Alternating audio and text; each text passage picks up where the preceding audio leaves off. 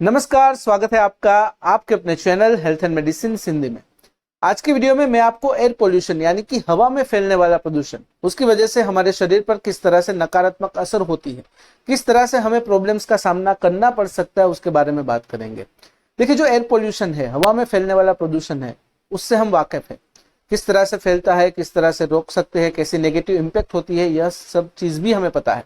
लेकिन हम used to हो जाते हैं, उसे नजरअंदाज करने लगते हैं। आज भले ही हम उसे नजरअंदाज कर ले, लेकिन कल यानी कि फ्यूचर को उसकी जो नेगेटिव इम्पैक्ट है वह सामने आएगी।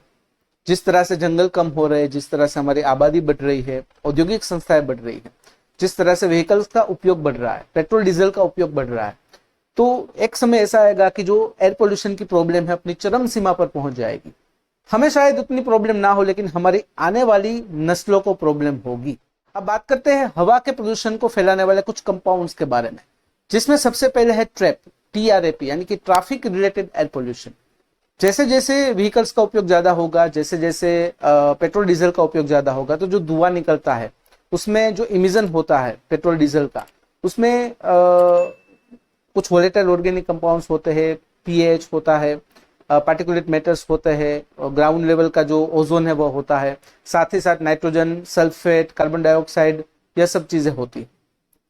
उसके अलावा जो पार्टिकुलेट मैटर्स होते हैं उसमें कार्बन, सल्फेट, मिनरल डस्ट इत्यादि होते हैं।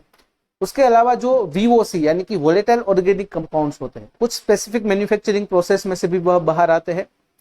फॉसिल फ्यूल्स का उपयोग करते हैं तो उसमें से भी बाहर आते हैं। फिर जो पेंट इंडस्ट्री में जो पेंट बनता है, जब हम पेंट लगाते हैं तो ऐसी सिचुएशन में भी वोलेटाइल ऑर्गेनिक कंपाउंड्स बाहर निकलते हैं, हवा में फैलने लगते हैं।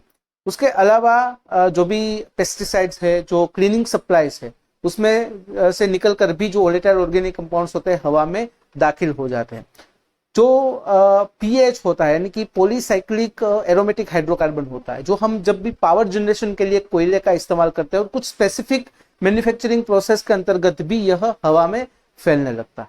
अब बात करते हैं हवा के प्रदूषण की वजह से किस तरह से हमारे शरीर पर उसकी नेगेटिव इम्पैक्ट होती है।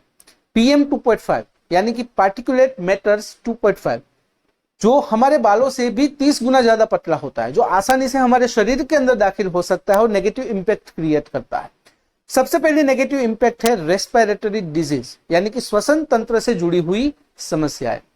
हवा के प्रदूषण की वजह से हमारे लंग डेवलपमेंट पर नेगेटिव इम्पैक्ट होता है, जिससे एम्फेजेमा, अस्थमा, COPD यानी कि chronic obstructive pulmonary disease, chronic bronchitis, allergy इत्यादि होने की संभावनाएं रहती है।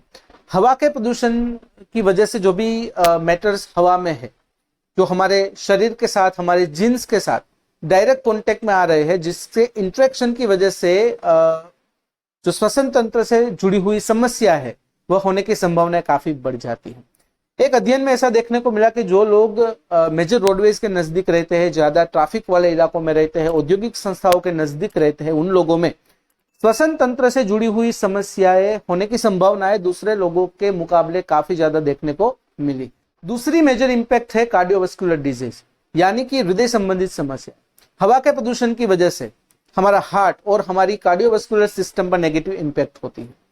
जो पार्टिकुलेट मैटर्स 2.5 है, हमारे शरीर में आसानी से दाखिल होकर हमारी ब्लड वेजल्स के जो फंक्शन है उसमें रुकावट क्रिएट करते हैं। साथ ही साथ जो हमारी आर्टरीज है उसमें कैल्सिफिकेशन की प्रोसेस को तेज बना देते हैं, जिसकी वजह से आर्टरीज का जो नॉर्मल फंक्शन है उसमें भी रुकावट आती है। एक अध्ययन में ऐसा देखने को मिला कि जो पोस्ट मेनोपॉज वुमेन है, महिलाएं हैं, अगर वह थोड़े समय के लिए भी हर रोज नाइट्रोजन ऑक्साइड के संपर्क में आती है, रूबरू होती है, तो उन महिलाओं में जो हेमरेजिक स्ट्रोक है वह होने की संभावनाएं काफी बढ़ जाती है। ट्रैप यानी कि ट्रैफिक रिलेटेड एयर पोल्यूशन की वजह से हमारे शरीर में जो गुड कोलेस्ट्रॉल है, जिसे हम हाई डेंसिटी लिपोप्रोटीन कहते हैं, HDL कहते हैं, उसकी मात्रा कम होती जाती है, जो हमारी कार्डियोवास्कुलर सिस्टम के लिए बिल्कुल अच्छा नहीं है। तीसरी नेगेटिव इंपैक्ट है कैंसर्स।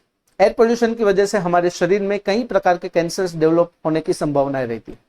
देखिए, जो लोग ऐसी औद्योगिक संस्थाओं से जुड़े हुए हैं जहां पर बेंजीन का एक्सपोजर है, चाहे वो रॉ मटेरियल के तौर पर हो, इंटरमीडिएटरी प्रोडक्ट के तौर पर हो या फिर फाइनल प्रोडक्ट के तौर पर हो, किसी भी तरह से अगर बेंजीन का एक्सपोजर होता है या फिर गैसोलीन के कुछ कंपाउंड्स का एक्सपोजर होता है, तो उन लोगों में ल्यूकेमिया और नॉन हॉकिंस लिम्फोमा होने की संभावनाएं ज्यादा रहती है। 2000 से 2016 तक चलने वाले एक लंबे रिसर्च में ऐसा देखने को मिला कि जैसे जैसे हम लोग पावर जनरेशन के लिए कोयले पर डिपेंड रहेंगे, वैसे वैसे लंग कैंसर होने की संभावनाएं भी ज्यादा रहेगी।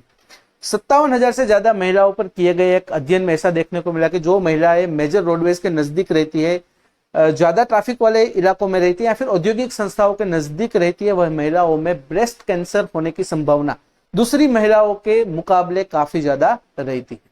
तो यह थी जानकारी एयर पोल्यूशन यानी कि हवा में फैलने वाले प्रदूषण की वजह से किस तरह से हमारे शरीर पर नेगेटिव इंपैक्ट होती है, रेस्पिरेटरी डिजीज, कार्डियोवास्कुलर डिजीज और कैंसर की प्रॉब्लम सामने आती है उसके बारे में।